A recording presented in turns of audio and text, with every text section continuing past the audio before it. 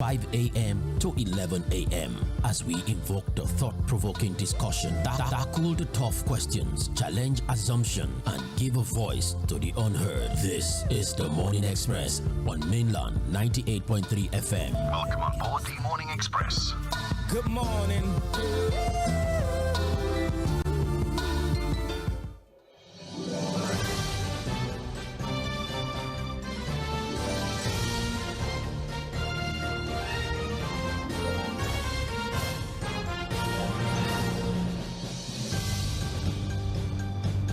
Well, good morning, Lagos. It's a fresh new week, and you are tuned into your favorite station, Mainland 98.3 FM, the sound of Lagos. What a weekend it was. We started our anniversary activity since the 25th September with airtime giveaway on live shows and on social media with our daily trivia. And congratulations to all the winners so far and everyone who keep attempting the questions on our social media platforms. And on Saturday, we played a friendly football match with our neighbors, Havestas, Super FM and Pulse. And well, Havestas did take the trophy, but we will meet again for a rematch sometime soon. All of this in commemoration of our 4th year anniversary here on Mainland 98.3 FM. And also a very huge thank you to all the amazing companies that actually joined us for the friendly football match in celebration of Mainland's FM 4th anniversary. Your sportsmanship, your energy, the support that you gave to us regardless of all the little hassle that we encountered on that day made the event truly special and a perfect reminder of the power of community. And starting from today, you will hear the voices of our most famous callers across different shows. So that person that you hear that is always calling on every show, you might just experience them live in the studio. So they will go from just the voice on the line to a physical experience, and this will spread across all week. So if there's somebody that you just know by their voice and by their name, you might want to look at our social media platforms, because we would be inviting them one after the other across different shows on our stations for the rest of the week. Again, this is just to bring you closer to us. We know who you are, at least we know your voice. We want to experience you in person, and we want to give you an opportunity to actually interact one-on-one with your favorite presenters, and even give you an opportunity, if you're willing, to speak on the show, so that opinion you have on the phone, you can have that opinion live in the studio. And on Thursday, the 2nd of October, we have a special anniversary panel session on insecurity. This would, of course, be anchored by our head of political desk, ᴏᴜᴜ, and we have Alex Okonkwo, Barrister Fred Nziako, and Dr. Waziri Adisa, who are going to be members on that panel as we discuss insecurity, the way forward, the pathway for us to remove ourselves from this very unfortunate situation that we found across all regions in the country. And we would be visiting the Mushin market alongside Mama Rainbow for sensitization, a meet and greet. Think of it as that. We just want to get closer to the locals, those in our immediate environment, and especially now that the Lagos State government has been very loud when it comes to cleanliness in markets, safe practices in markets, and they've shut down a few markets, although they've opened up other ones. We want to take a step and help in the little way that we can, which is why we're partnering with Loma to visit the Mushin market, talk to them about why cleanliness is important. Just because it's a market doesn't mean it has to be dirty. You don't have to litter. It's okay to wash your store when you're done. Don't throw things on the floor. Don't pee at different corners of the market. This is what we're going to do there. Of course, we have many gifts to distribute, and Mama Rainbow would be following us so that people can also relate to a popular face. So that's just a rundown of all the many plans that we have throughout the course of this week into next week to our anniversary, which is actually the 1st of October 2025. But we had to suspend activities on the 1st because we know that there will be a lot of engagement and people might not be able to actively participate in other things on that day. But we will continue on the 2nd with our market visit and the live panel, the live session, as I said, on insecurity. Let's come back to the actual purpose of conversations this morning. Forgive me, we're very excited about the anniversary, and we keep reminding you so that you can win yourself things. People have been winning airtime for weeks now, and we want you to also enjoy that privilege, which is why we continue to announce. So go to our social media platforms.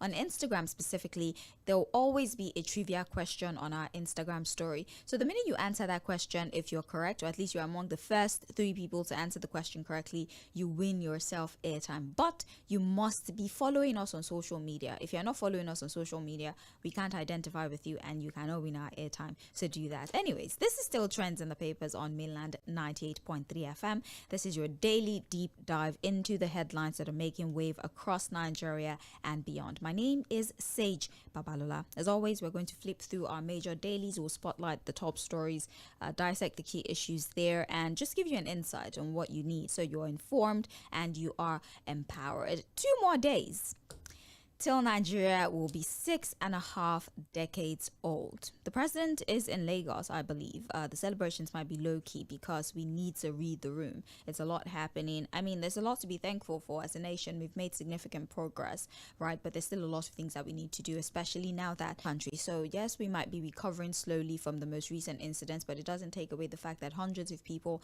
have died needlessly. So the country is subtly in mourning, which we can understand is the reason for the low-key celebration as we become 65 years old. And the theme, all hands on deck for a greater nation. Are you playing your part in nation building? Are the private sector participating? Is the judiciary interpreting the law as they should? Are the legislators properly scrutinizing before signing off on laws? What about the center or the executive? Are they making the right decisions on behalf of the nation? You know, expect on Independence Day a special Wednesday edition of the Situation Room, and also on Midweek Politics, I believe, which is Wednesday, the 1st October 2025. But for now, let's look at the papers and what is happening in the country as it is. So let's take our mind back to the stories that trended over the course of the weekend, more like a recap. The Punch had reported over the course of the weekend, Dangote Refinery, Pengasan declares nationwide strike starting Monday. Pengasan strike may trigger nationwide blackout. Thermal plant shut down. APC, PDP jostle for Rivers State after Fubara payment. Electoral process. Fani Kayode, Tinubu's UN Security Council seat. That's what the ADC says. Operations after Zamfara mine collapse. Cross River. Pirates abduct 17 passengers on Oron Calabar waterway. Security destroys suspected kidnappers camp in Edo. Federal government moves to broker truce. Urges union to shelve strike. Atiku electoral process provides data. Uniben may bar 5,000 students from exam over unpaid fees. Nigeria at 65. Support Tinubu's reforms for lasting collapse as thermal station face shutdown over Dangote Pengasan dispute. Fuatai will be joining us in just a few minutes as we begin to dissect these issues. Now, some of these issues are developing stories. The papers the weekend, with the most prominent one being the face-off between Pengasan and Dangote. Now, Pengasan has insisted that starting from today, there will be a nationwide shutdown of all activities. There will be no supply of gas to Dangote refinery. There will be no supply of at the Dangote refinery had been fired and allegedly replaced with foreigners, or well, the specified Indians. Now, Dangote refinery did come out to say that that information might be untrue, or well, it's disinformation, right? That some of them were actually moved to other parts. So if they were Dangote refinery, they moved them to Dangote Sugar. Well, some were fired, but they clarified that this had nothing to do with the decision of these workers to join the unions. What he was doing was reorganizing his establishment, and this reason is what Pengasan has given for their decision to go on strike. But we'll talk about that in details. Let's bring Fuad on board. Good morning, Fuad Side. How are you today? Yeah, good morning, Sage. I'm good. How are you doing? I'm well, thank you. How was your weekend, Fuad Said Figo? Fantastic. Why? Tell me why. After my football expert. It was not. Dazzling. It was not the Maverick movement. It was not. It was nothing like that. It was nothing of the sort. You played 9 minutes. I promised you that I was going to tell everybody what you did. You played 9 minutes. 9 minutes of wonderful performance. You know how far? No, that match was 3 hours long, and you played 9 minutes of 3 hours. I said the Maverick moments. God, please, God. That was the most important. How did you play? To show you the intensity and the depth of my skills. We have you on video. We have you on video, and we're going to talk about negotiations. So you pay a certain amount of money, or that video might or might not be leaked to the press. I'm not paying any ransom. You must. This is why. There's video evidence. So for us, I did play in the match. We came second, right? Harvested International won, but we've told them there will be a rematch in December, God willing, so that we can reclaim our title. But we were second. For us, I played for 9 minutes of it, 3 expenses that we incurred on that particularly. Yeah, right. Well, for our side, a lot of things happened over the course of the weekend, right? It's not just our football match. First of all, we should say congratulations to Oba Rashidi Ladoja. His coronation was on Friday, I believe. 44th Olubadan of Ibadan land. It was graced by dignitaries. Even the president himself was there, right? A lot of political bigwigs. There were governors there. Just a lot of important people. And Rashidi Ladoja is, I mean, I'm trying to quantify who he is. He's not just some random person. He's been a governor before. He actually did climb up the ranks, Otun, Osi, Jagun, Lubadan. So he has held titles there. He did walk his way to the top before finally becoming the king. I just very briefly for outside the whole coronation, the experience, and how excited the people of Ibadan seem to be about this one particular man. What exactly is so special about his kingship that has the entire country so excited?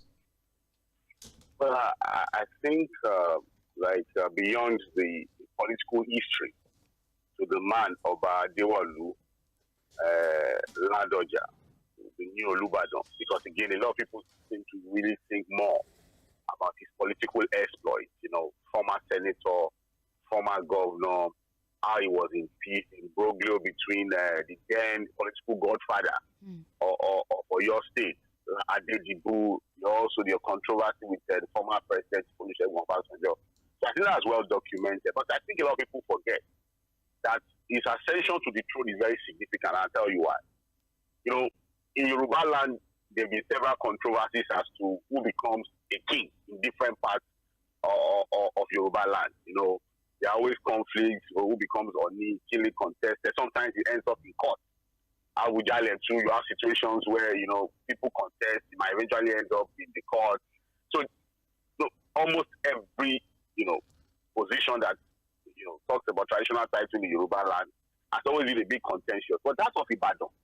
Because of the hierarchical process, it's traditional. So there's always no controversy on who becomes the next Olubadan because you already know the next person in line to bastardize everything. They wanted to tamper with everything. People here now say it. Because at that time, you had Ajimobi, the late Ajimobi, God bless his soul, who made an attempt to tamper with that arrangement. And one of the people that went to court to say, no, this is not going to happen. I'm on that line, and I'm not going to join the queue for my own personal benefit. Let us maintain tradition and have it the way it is. Was the now new Olubadan Ladoja that went to court, fought Ajimobi to a standstill on what he was trying to do.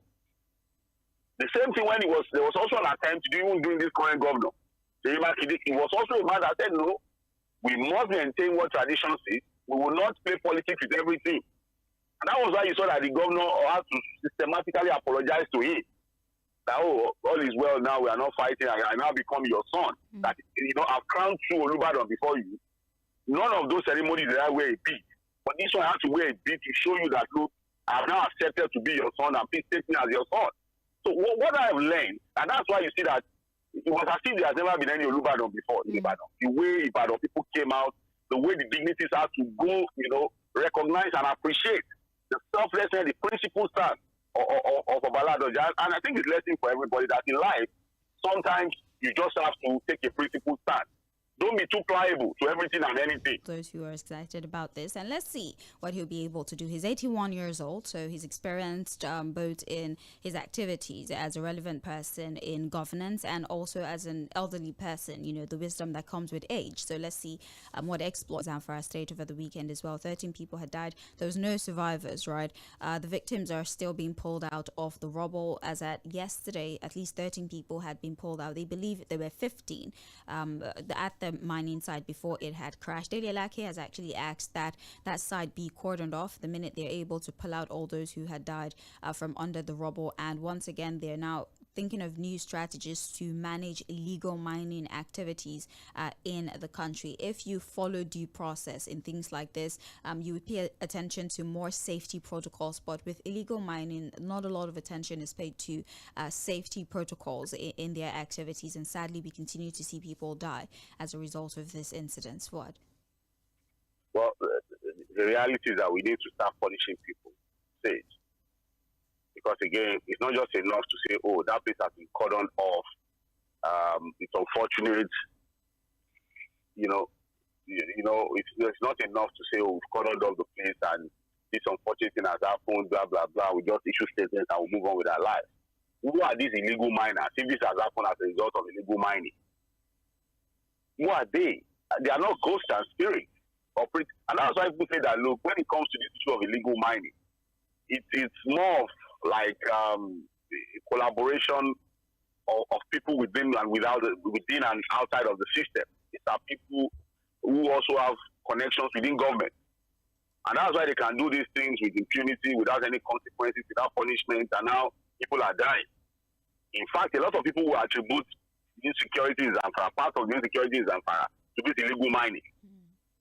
We are told they buy weapons for them. They are also the ones that ensure that, look, these guys become terror onto their community, so that while people are battling with insecurity, under the shadow of that insecurity, they are doing what they are doing. So it's still the government that needs to tidy up this part of our lives, this idea of illegal mining. We've seen very terrible consequences from it. Remember in Ibadan, when something exploded and almost destroyed properties and killed people? Yeah. Because they said these were illegal miners who brought in an explosive into a community. Since that incident, have we seen anybody prosecuted? Wow. Yes, they said arrests were made, but where are we on that? So it's unfortunate what has happened, but again, one of the things I think government needs to pay attention to. Well, Fuad, let's talk about this whole Bill Maha Christian genocide situation. I know that there's the Pengassan issue that is an immediate problem, yes, but I really want for us to not disregard other issues just because that one is the most immediate issue, because this one had caused a problem, is still causing a problem on social media. And, we've seen how social media back and forth. Meha, I struggle with his last name, is actually a foreign talk show host. He had made a claim, right, that there's a Christian genocide happening in Nigeria and that hundreds of Christians had been killed by terrorists in Nigeria, and that we're completely ignoring this incident. Now, I would like to highlight that the federal government has, of course, come out to dismiss this claim by Bill. Let me just call him by his first name, by Bill. They're saying that these terrorists have no regard for your religion. In fact, people who do not identify with any religion have been victims of this merciless killings. They say there's data to support this counter argument. Even a lot of the heads of our security outfits in Nigeria, a lot of them are actually Christians, and so we should pay no mind to Bill.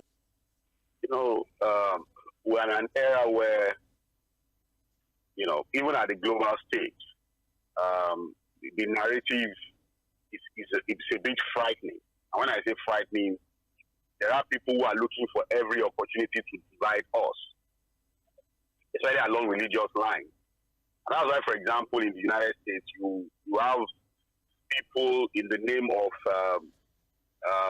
Christian evangelism fan the embers of hatred, fan the embers of racism. The bill is hidden under religious propagation and what have you. Now, for this radio host, if he has never stepped into the African soil, talkers of Nigeria, so you probably want to pardon his ignorance about some of these are just people who are people who just want to continue to push some of these narratives outside. The reality is this: we report the papers every day, and if you see the level of insecurity in the country, I don't think he knows any religion. The way the bandits operate, the way the insurgents operate, the insecurity we have in the southwest, the one we have in the southeast, who just want to cause chaos and crisis. And I don't think they try to separate people based on religion. They go into communities, they ransack them, they kill them. We have a situation in Kwara State now. Somewhere in the local government in Kwara State. Those guys that killed about 17 vigilantes. While they were killing those vigilantes, did they separate them as Christians or Muslims? Mm-hmm. Those were just guys who are busy ransacking villages and causing mayhem and crisis. These are crisis merchants. They take pleasure in causing pain, crisis, and hardship. Some of them may hide under religion. You understand? To perpetuate this crime, which is understandable. Like these deranged people who call themselves Boko Haram, Lukarawa, and all those. But again, it's just the job of the government to take care of these many, so that we can keep people like so-called being with the radio host, quiet. It's not about religion. We've seen it all. In fact, if you look at the insecurity you have in the north, a lot of those communities are dominated by Muslims. They are still the same people who can't go to farm. They are the people that are being kidnapped. So when they bomb communities in Borno State, for example, it's not about whether they are Christian dominated or not. These are just guys who thrive on chaos and anarchy, and there are no distinctions on religious level when it comes to these things. So I think in the papers on Mainland 98.3 FM, my name is Sage Babalola. Fuad Side is on the phone, and we're talking about the issues that had trended over the course of the weekend. Although a lot of them are actually reported in the papers, and we needed to set the foundation so that the new information that you get doesn't confuse you, and you can link these stories together. And we've addressed the ones that trended the most, but there might be problems on our hands, especially with fuel availability and affordability, as marketers are now fearing fuel price hike as Penghasen strike begins. Now, Nigerians may face tougher days ahead as the nationwide strike declared by the Petroleum and Natural Gas Senior Staff Association of Nigeria beginning from today, Monday, threatens to unleash a twin blow of soaring petrol prices and widespread electricity blackout. Now, the union's directive to halt crude oil and gas supplies to the Dangote Petroleum Refinery has sent shockwaves through the energy sector, with oil marketers warning of severe disruptions in fuel distribution. This move is expected to choke the domestic market, driving up demand and prices. So, Fuad, the Dangote Penghasen issue has once again escalated. Now, there were reports, although reports that have been denied by the Dangote group, that 800 workers were dismissed because of their decision to join the union. I would like us to remember that Dangote, according to report, has agreed to allow the workers the freedom of association. If you want to join, by all means. If you don't want to join, by all means. And then after that resolution, the report had come out that 800 of them were dismissed. Some may be relocated to other subsidiaries of the Dangote group, like moving them from petrochemical to sugar or flour or whatever the case may be. And then these people had petitioned Penghasen, these workers had petitioned Penghasen, that they were being victimized because of their decision to join the union. And there were allegations that these dismissed workers had been replaced with in my company to ensure the smooth running of my company. Now, because of this, right, Penghasen has decided to go on strike. Now, I need us to understand that a full downing of tools by Penghasen would also affect electricity, because a lot of these, the grid, for example, and these power plants are run by gas. And so if those who supply gas to these plants decide to down tools, it means that there will be no gas issues for. So for the argument is, why is it that a dispute between with Penghasen, especially with Dangote, and how he relates with his workers and their decision to join or not to join the association? See, again, we are faced with a major problem. A problem that for years, because again, we had no option. We were helpless, basically. So a problem again coming from people who have held on to a sector with impunity, doing whatever they like, and tormenting consistently Nigerians, because of course at that time there was no aircon system. Useless to say the least, because again, these were guys who operated without any control. They were the ones that were producing, and they were the ones that were marketing, and they decided our lives, and we were not held by anybody, even though we had elected people to ensure that the right things were done. Now, see, we've always said it here, and for people who wonder why we take this stand, luckily the entire story behind the Dangote refinery, for people who listen to our show consistently and who follow the news, we have all of the information, so we don't need to bore ourselves with the battles and many battles Alhaji Aliko Dangote had to go through to get the we've all agreed that this is a private business. You guys can, I'm not saying you should not join. They must not force you to join, but I'm not also going to stop you from joining. And he has said that, look, I have the right to reorganize three things that would happen, right? Most likely you redeploy. Or you lay off. Rules to, look, in a private business, say, if you're going to dismiss someone, I'm sure there are rules to how to dismiss. Yes. What you're supposed to do, the notice of dismissal, how you're supposed to pay them off. So the question we need to ask Fᴜᴜᴜ and these guys is that, look, so if they talk about victimization, how do they prove it? Did it stop them from joining the union?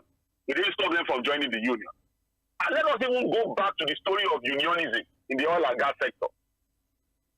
And let us ask ourselves, how have they been able to start? Do you know that these same unions have been the one? You know, when we talk about collaboration, when we talk about corrupt collaboration in the oil and gas sector, these things are coming to the public. It's not that we are not paying attention to it. I was listening to major local investors putting billions of dollars as investment in Nigeria. The first time, say, that a Nigerian, a local investor, all of those people send a lot of their capital and profit in Nigeria. But this is the first time we are having a local investor going through thick, thin, weathering the storm to raise money to invest properly in Nigeria. For years, we had a situation where 4 of our local refineries were not working. We were busy importing refined petroleum products. What was the position of Fᴜᴜ and Nupeng at that time?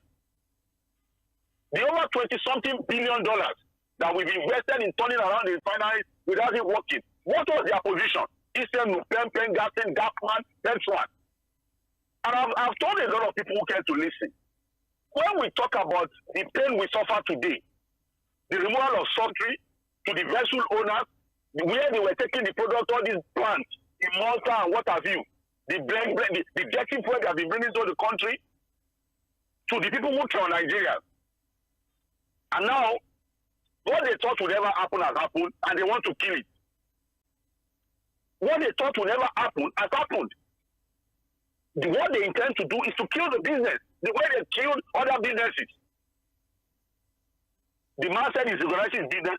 For staff who are your members who are not happy with the reorganization, look, we have contracts. Their members. What they have not been able to do in almost 13 years. One individual has done it, and all they need to do now is to say, oh, it's about unionism, not even about national interest. And let me tell you, so again, that's why people have said, look, at the end of the day, the box is stopped at the desk of the president. If we're going to allow again for this to happen, he said it. Look, his friend told him, have you thought about it very well? Look at what yesterday we had this soundbite of Tʀᴇɪᴅs, the energy expert. I saw that. That look for Dangote to even, to raise the money. Say, he had to stake his shares in Dangote Cement to be able to raise the money. Remember that, look, Sage, $20 billion will be my money. $20 billion. And look at what we are doing. And he's been able to draw down that loan to about $10-something billion. Look at this same Fᴜᴜ, all this Nupeng, and the same people that took us to Port Harcourt refinery, that told us that refinery was working. Remember that Tʀᴇɪᴅs said it, that look, what they were doing there was just blending. We said it here too, people say, oh, we are naysayers, we don't want anything good in government. Now they shut down, and when I listen to people, the Fᴜᴜ man talking, when they asked him, so you said this refinery was working, what they said was that look, and the thing was in a First of all, we have Femi Otedola that is asking that the federal government executed, amongst other things. And also, we have a Punch report that is telling us that we had made so much improvement with petrol exportation because of Dangote. Petrol exportation, especially for the second quarter of 2025, was as high as 371.54 billion. And again, the report highlights that this fit was only achievable because of Dangote. And regardless of that, now that we're even exporting higher than we ever have, for some reason our importation is also increasing. If Dangote has enough to give to other countries. And he's not just doing African market, he's doing Asia, he's doing other continents. Why then are we importing? And this is an anomaly that I cannot make sense of. If you can help us for outside. It again, I've told you the level of impunity in that sector. Up till today, they are still arguing. You see them still arguing. Oh, that Dangote cannot meet our domestic needs. And the man has told them, has there been any time you come to my facility and I told you there's no fuel to sell to you? Currently, the data we have shows that it does about 44 million liters of our daily consumption is something that will continue to question. Because I can't even trust a regulator that has no lab, a laboratory to rely on our daily consumption. But Dangote has told them, severally, that look, I have got what it takes to meet our domestic demand. Their argument has always been, oh, for energy security, you cannot allow one man to dominate the sector. Oh, brilliant, brilliant, brilliant. The NNPCL used to be known as the sole importer of petroleum products into this country. And they gave out those licenses to their cronies. They tormented us. They made us suffer. We bought dirty fuel. Every December, it was a ritual. There will be scarcity. Nigerians have to go through pain in the hands of these people. Every December, it was a ritual. I think it's just a normal thing. And we have started it for years. I'm saying they're not going to back off. You think they're going to back off easily? They've enjoyed it. They've made money from it. Some of them have become multi-billionaires. The unions live larger than life. Real protection for their members they've not been able to do. Real members of those unions. And now in private stage, to the extent that, look, Dangote has been able to break the barrier of what's been able to push refined petroleum products to a country like the U.S. Yes. Into the country. Where was FᴜＧᴜᴜ? Where was Nupeng? And all of these other guys, when dirty fuel was brought into the country, did they stand for Nigerians? What was the statement they issued at that time? Did they call for probe and punishment? Oh, really? They would have to tell us the amount of investment of Nupeng in that facility and FᴜＧᴜᴜ.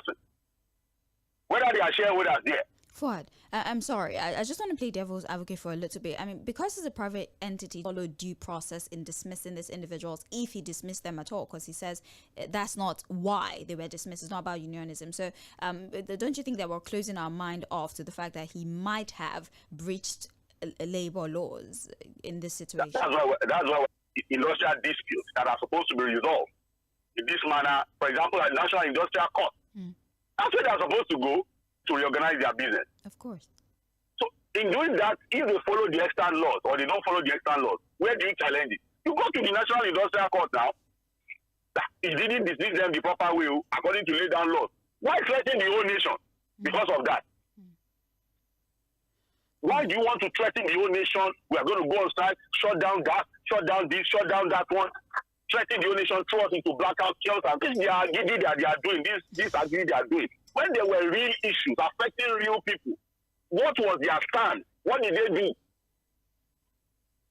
Parties involved to see if they can avert the strike, because trust me, it is going to be chaotic. There will be no electricity. There might be problems with fuel supply. It's just going to be a problem, really. So let's see what the federal government intervention this time around will address the most important issues. But let's talk about Adamawa ADC giving Atiku ultimatum to pick up membership card. As you know, the Vice President Atiku Abubakar had resigned from the PDP, but he did not necessarily announce that it means he's joining the ADC, though he says that he is on board with the plans of the ADC and everything that they represent, as you cannot be neutral and then take advantage of all the benefits that the ADC offers to you. Fuad, what would you say is responsible for this reluctance to actually identify as a member of the ADC for the Vice President?